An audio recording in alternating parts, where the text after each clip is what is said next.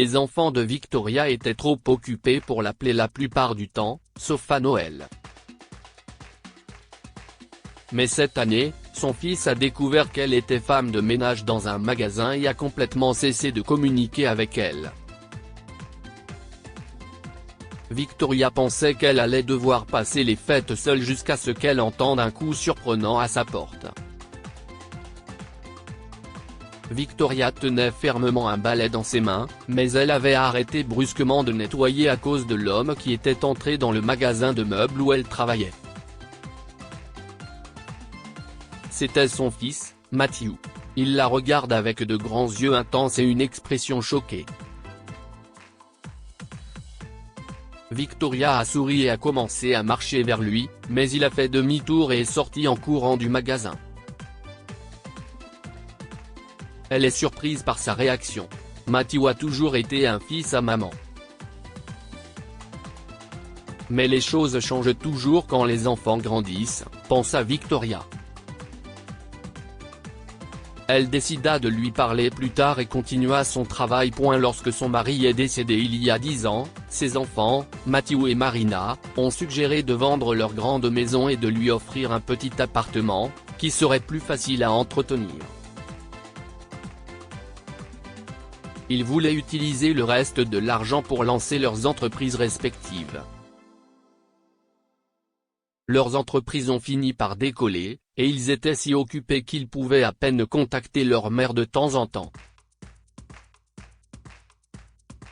Mais les fêtes de fin d'année approchaient et, malheureusement, Victoria s'est rendu compte que l'argent de sa retraite ne lui suffisait pas pour vivre, et encore moins pour acheter des cadeaux à ses enfants et petits-enfants. Alors, à 65 ans, elle a commencé à travailler comme femme de ménage dans un magasin de meubles du centre commercial. Et le travail n'était pas si difficile.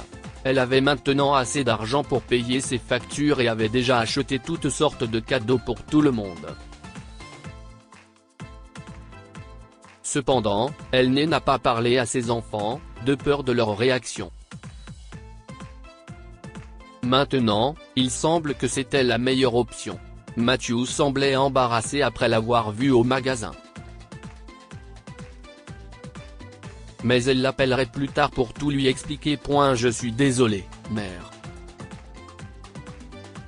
Je suis occupé pour le moment.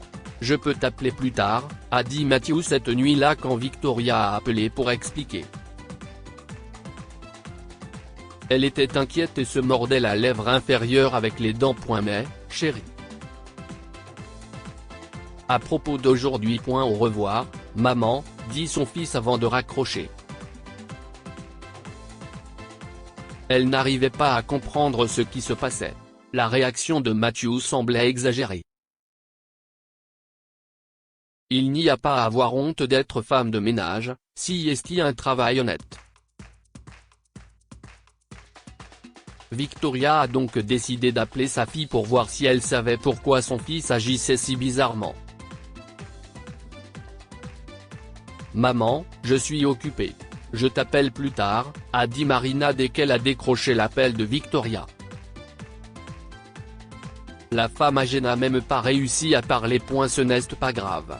Je les verrai à Noël et je leur expliquerai tout, se dit-elle avant de poursuivre sa soirée. Malheureusement, aucun d'entre eux ne l'avait appelé pour parler des vacances. Ils le fêtaient toujours chez l'un d'entre eux, mais Victoria n'avait aucune idée de l'identité de l'hôte de la fête cette année. Il n'avait pas non plus rappelé comme il l'avait promis, et elle commençait à s'inquiéter. 2 jours avant Noël, elle s'est assise avec sa voisine, Lorena Atkinson, et a fait part de toutes ses inquiétudes. Je suis sûr qu'ils appelleront bien assez tôt, Vicky, a dit son amie après avoir entendu toute l'histoire.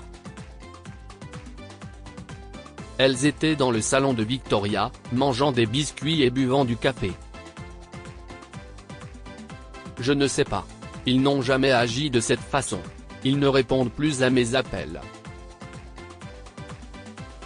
Je ne comprends pas pourquoi. Je ne fais rien de mal.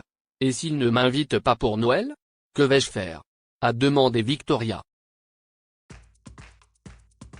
Ne t'inquiète pas. S'il ne t'invite pas, tu viendras chez moi. Mais honnêtement, je ne comprends pas non plus. Il n'y a rien de mal dans ton travail, ajoute Lorena en mangeant un biscuit. Lorena, qui avait à peu près le même âge que Victoria, vivait dans le penthouse de l'immeuble de Victoria. Toute sa famille se réunissait chez elle parce qu'elle avait beaucoup de place, alors Noël chez elle serait amusant. Mais Victoria voulait passer les vacances avec sa famille. Cette situation était si dure. Pourquoi agissent-ils de cette façon? S'inquiète-t-elle, malgré les paroles aimables de Lorena. Les deux femmes ont fini leur café et Lorena est partie en promettant que tout irait bien et en embrassant chaleureusement son amie. Malheureusement, le matin de Noël arrive, et il n'y a toujours pas d'appel de Marina ou de Matthew. Victoria a lourdement pleuré toute la matinée. Elle regarda les cadeaux sous son arbre et devint triste en allant préparer son petit déjeuner. Soudainement, on a frappé à la porte. Si est probablement Lorena. Je suppose que je vais devoir accepter son invitation au dîner de Noël, pense Victoria d'un air sombre, en se dirigeant vers sa porte. Surprise, crient ses enfants et petits-enfants à la porte. Victoria était choquée et surprise, mais sourit immédiatement. Quoi? Que faites-vous ici? Nous sommes ici pour te voir, grand-mère. Cette année, nous allons passer toute la journée de Noël ici, a crié la fille de Marina, Elisabeth, en entrant avec un énorme paquet cadeau. Elle avait 10 ans et était l'aînée de ses petits-enfants. Les 4 autres avaient entre 9 et 5 ans, et ils se sont tous précipités dans l'appartement, allant directement chercher les cadeaux sous le sapin. Tout le monde, calmez-vous. Installons-nous d'abord, et grand-mère vous donnera vos cadeaux, a rappelé Marina à tous les enfants, puis elle s'est concentrée sur sa mère. Maman, salut. Désolée de ne pas avoir appelé plus tôt. Mais c'était un peu imprévu. Oh, ne t'inquiète pas. Entrez. Entrez, a répondu Victoria, en utilisant ses mains pour pousser les adultes à l'intérieur. Le mari de Marina est entré derrière elle, puis la femme de Matthew est entrée, lui donnant un gros câlin. Matthew est arrivé en dernier, les yeux fixés sur sa mère. Victoria a levé les yeux vers son fils, et les larmes ont failli couler dans ses yeux. Puis il l'a prise dans ses bras et l'a serrée pendant un long moment. Je suis tellement désolé, maman. Je ne sais pas ce qui m'a pris quand je t'ai vu dans ce magasin, a-t-il dit, sans lâcher sa mère. Victoria était trop heureuse de continuer à tenir son fils. Tu avais honte de moi? Au début, je pensais que c'était ça. Je ne pouvais pas croire que ma mère était une femme de ménage. Mais ensuite, après avoir reçu cet appel de ta voisine, j'ai réalisé que j'étais plus embarrassé par moi-même, a répondu Matthew. Quoi? Ma voisine? A demandé Victoria, s'éloignant un peu pour regarder son fils dans les yeux. Oui, Madame Atkinson. Elle a dit qu'elle vivait dans cet immeuble. Nous nous sommes rencontrés quand tu as déménagé, et je lui ai donné mes coordonnées en cas d'urgence, a répondu Matthew. Bref, elle a appelé et m'a engueulé pour ne pas t'avoir invité à Noël et pour ne pas avoir répondu à tes appels. Puis elle a dit que je devrais avoir honte d'avoir une entreprise florissante et de te faire travailler dur juste pour vivre. Si est-il là que le déclic s'est produit. Quel déclic? J'avais honte de ne jamais t'avoir remboursé l'argent de ta maison. Je veux dire, tu nous l'as donné si facilement et tu n'as jamais rien demandé. Et alors que nous avons maintenant de l'argent, une voiture de luxe, et que nous avons rénové notre maison, tu avais du mal à payer tes factures. Je me sentais comme un raté, et je ne pouvais pas le supporter. Je pensais que j'étais en colère contre toi, mais c'était tout le contraire, expliqua Matthew. À ce moment-là, Victoria a senti une main dans son dos. C'était Marina. Je pensais aussi être en colère contre toi. Pour ne pas nous avoir dit que tu avais besoin d'argent.